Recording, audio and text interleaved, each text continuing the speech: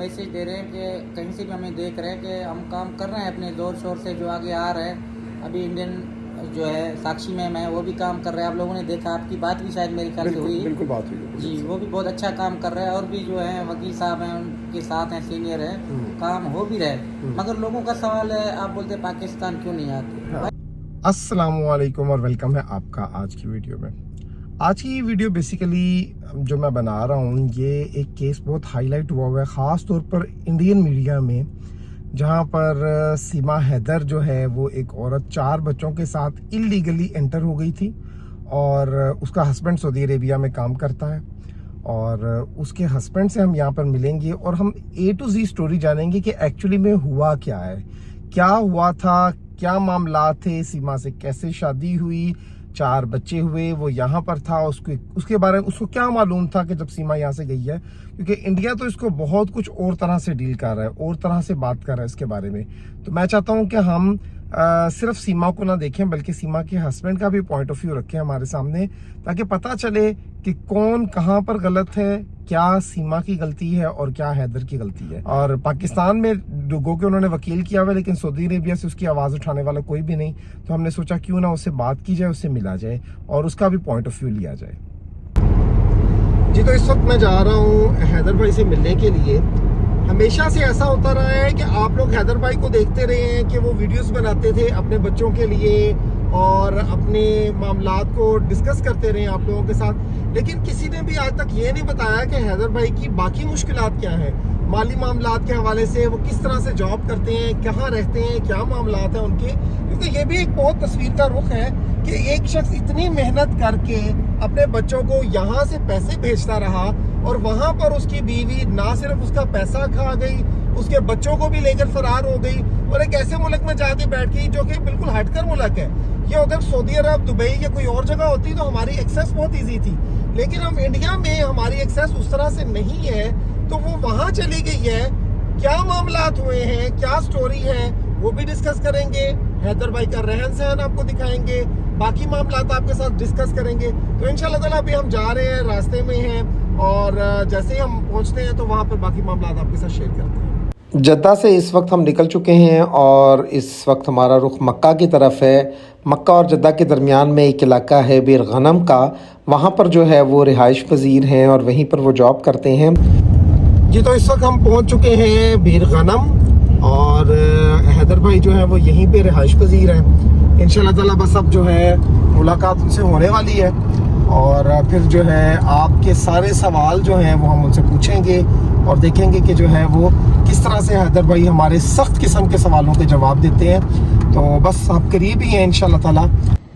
जी, तो हम हैदर भाई के बिल्कुल पास आ गए हैं। उनका घर जो है वो हमारे पास से बिल्कुल करीब है। बकाले से कुछ चीज़ें वगैरह लेनी है और फिर हम वहाँ पहुँचेंगे। हैदर भाई की ज़िंदगी, क्या मुश्किलात हैं यहाँ पर, क्या प्रॉब्लम वो यहाँ पे फेस कर रहे हैं, वो पाकिस्तान क्यों नहीं जाते, वो इंडिया क्यों नहीं जाते।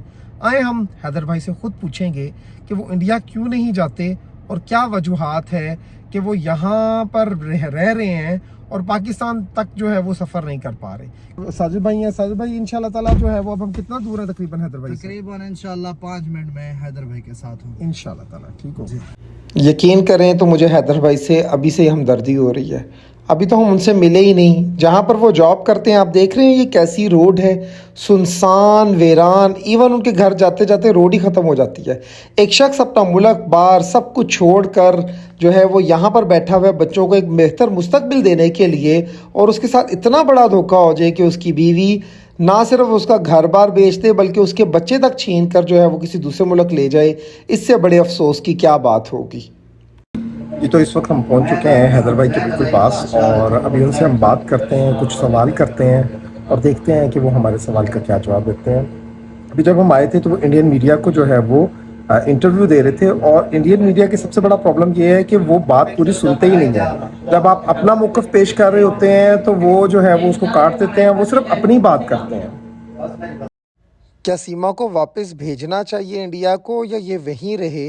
इस क्वेश्चन का रिएक्शन देखें किस तरह से दिया उन्होंने। करते हैं ना, ये बस बोलते हैं बिल्ली की तरह, सीमा ऐसे है, सीमा खुश है तो रहने दो। क्यों रहने दे भाई, पाकिस्तान गए लीगल तरीके से आए तो आप उसको भगाओ ना। आपकी सरकार को हम कितने रिक्वेस्ट कर रहे हैं। जी, तो इस वक्त मैं बैठा हूँ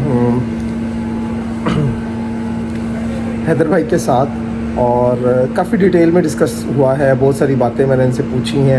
انڈیا میں بھی کافی لوگ جو ہیں وہ ان کو سپورٹ کر رہے ہیں. بیسیکلی اگر ہم دیکھیں تو کاز یہ ایک ایسا ہے کیونکہ بچے انوالو ہیں, مائنر انوالو ہیں, اور جو مائنر ہوتے ہیں وہ کسی بھی مذہب سے ہوں, کسی بھی ملک کے ہوں, وہ پوری دنیا کے ہوتے ہیں. تو بچے جو ہوتے ہیں وہ بہت بہت امپورٹنٹ ہے. اس کیس میں سب سے بڑا جو اگر آپ دیکھیں کوئی وکٹم ہے تو وہ بچے ہیں, کیونکہ حیدر بھائی جو ہیں وہ یہاں پر ہیں, اپنے کام پہ مصروف ہیں. ان کے بچے جو وائف ہیں وہ چلی گئی ہیں وہاں پر. جو میجر ہے وہ تو اپنے مطابق کام کر رہا ہے, لیکن اصل بات یہ ہے کہ جو بچے ہیں وہ سب سے زیادہ افیکٹ ہوئے ہیں. ان کی تعلیم کا مسئلہ بنا ہوا ہے, ان کے ماحول کا مسئلہ بنا ہوا ہے. تو حیدر بھائی آپ کیا کہیں گے اپنے بچوں کے بارے میں اگر کوئی بات کرنا چاہتے ہیں تو؟ بالکل بھائی, آپ کے چینل تھرو ہم یہی لوگوں کو میسج دے رہے ہیں کہ کہیں سے بھی ہمیں دیکھ رہے ہیں کہ ہم کام کر رہے ہیں اپنے زور شور سے جو آگے آ رہے ہیں. ابھی انڈین جو ہے ساکشی میم ہے وہ بھی کام کر رہے ہیں. آپ لوگوں نے دیکھا, آپ کی بات بھی شاید میرے خیال سے ہوئی. بالکل بات ہوئی جی, وہ بھی بہت اچھا کام کر رہے ہیں. اور بھی جو ہیں وکیل صاحب ہیں ان کے ساتھ ہیں, سینئر ہیں, کام ہو بھی رہے. مگر لوگوں کا سوال ہے, آپ بولتے ہیں پاکستان کیوں نہیں آتے. بھائی کچھ مجبوریاں ہیں انسان کے اندر, کیوں نہیں آ سکتے. آپ خود پردیش میں ہو, ہاں صحیح بات تو ہے. اسی لیے ہم تھوڑا جو ہے کنفیوز ہیں کہ بچوں کو لے کر کے. ہاں بچوں کے لیے اگر آ رہے ہیں بچے تو میں آج ابھی شام کی فلائٹ بھی پکڑ کے میں جا سکتا ہوں. یہ میں 100% آپ کو کہہ رہا ہوں کہ میں کیوں نہیں جاؤں گا جب تک بچے نہیں آ رہے. پاکستان میں روشن عظیم صاحب ہیں, وہ بھی کام کر رہے ہیں, آپ کو پتہ ہے. تو میرا جانے کا میرے خیال سے تو ابھی مقصد نہیں ہے. چلو دور پہ آ رہے ہیں, آپ لوگوں کو پتہ ہے بچے گئے, گھر بیچ کے چلے گئے, پیسے تھے بالکل زیرو پہ بٹھا کر چلے گئے. آپ کو پتہ ہے 2 روپیہ پیسہ پاکستان کا حالات ہے, ایسے مہنگائی ہے. تو ہم کہہ رہے ہیں کچھ نہ کچھ بن جائے بچوں کے لیے. صحیح بات. پھر بولے بچے تو چلے گئے, آپ بچوں کے لیے کر رہے ہو. بھائی بچوں کے لیے ابھی بھی میں کر رہا ہوں. بالکل ایسی بات ہے, بالکل صحیح بات ہے. بچے یہی سوال آپ سے بار بار کیا جاتا ہے کہ آپ پاکستان کیوں نہیں آ رہے. تو سوال یہ ہے کہ پاکستان جا کے وہ کریں گے کیا. یا تو آپ کو وہاں پر کچھ نظر آ رہا ہے, گانے سنے, اپنے رشتہ داروں کی مہنے سنے, اور تو کچھ ہے نہیں. چھت بھی چلا گیا, ابھی جا کر اور مرنا ہے کیا. صحیح بات. لوگ چھوڑتے نہیں ہیں نہ. دیکھیں اگر آپ نے بچوں کے لیے کوئی لڑائی لڑنی ہے, اگر لیگل لڑائی لڑنی ہے, عدالت میں جانا ہے, تو کم از کم آپ کے پاس پیسہ تو ہوگا تو کریں گے نا. یہاں سے جا کر جاب چھوڑ کر اگر آپ وہاں بیٹھ جائیں گے تو کیا کام ہوگا. کوئی بھی کسی کو 1 روپیہ دینے کے لیے راضی نہیں ہے. تو یہاں پر ایٹ لیسٹ رہ کر اگر وہ فائنینشلی طور پر وکیل صاحب کی بھی فیس پے کرنی ہے, سارے معاملات کرنے ہیں, تو ایسا تو نہیں نا ہے. بچوں کو اگر بلانا ہے, ان کو رکھنا ہے, باقی معاملات بھی کرنے ہیں, تو اس کے لیے یہاں پر ہونا ان کا ضروری ہے. لیکن اکثر اوقات آتا ہے جی انڈیا کیوں نہیں چلے جاتے. بس ایسے ہی باتوں میں انڈیا جانا اتنا ہی آسان ہے کیا. انڈیا جا کر وہاں کے معاملات, وہاں پر انڈیا کے جو حالات ہیں, کیا وہاں پر جا کے ویسے جا کے بیٹھ جانا ہے. کیا کسی قسم کی کوئی وہاں پر جو ہے وہ ضروریات نہیں ہے. کیا وہاں پر کوئی عدالت کاروائی نہیں کرنی. تو یہاں سے اگر یہ جانا ہے, کوئی اتنا ایزی پروسیس نہیں ہے کہ بس منہ اٹھا کے ہم چلے گئے. وہاں پر باتیں کرنا بہت آسان ہوتا ہے, وہاں پر جا کے معاملات کو دیکھنا اور طرح سے ہوتا ہے. آپ یقین کریں, ہم جس راستے سے یہاں پر آئے ہیں, جہاں پر یہ اپنا کام کرتے ہیں, یہ جو ان کی جاب ہے, وہ کوئی عام راستہ نہیں ہے. جتنی یہاں پر گرمی ہوتی ہے, جتنے یہاں پر معاملات ہوتے ہیں, یہ بڑی ہمت کی بات ہے. اور ایک شخص اتنی محنت سے یہاں پر کما رہا ہے, اور اس کے گھر بھی چلا گیا, اس کے بیوی بچے بھی چلے گئے, اور اس کو آپ باتیں بھی سنائیں اوپر سے کہ وہ یہ نہیں کر رہا, یہ ہو گیا معاملہ. یہ مشکل وقت کسی پر بھی آ سکتا ہے. اگر آج حیدر بھائی مشکل میں ہے, تو آپ اگر یہ سوچ رہے ہیں کہ یہ باتیں کر کر آپ حیدر بھائی کے جذبات کو یا ان کو جو ہے وہ تنگ کر رہے ہیں, یہ پریشان کر رہے ہیں, تو یہ مت سوچیں. کل کو یہ وقت کسی پر بھی آ سکتا ہے. تو اللہ تعالیٰ سے ڈرنا چاہیے, اور انشاءاللہ تعالیٰ جو ہے ہم حیدر بھائی آپ کے ساتھ ہیں.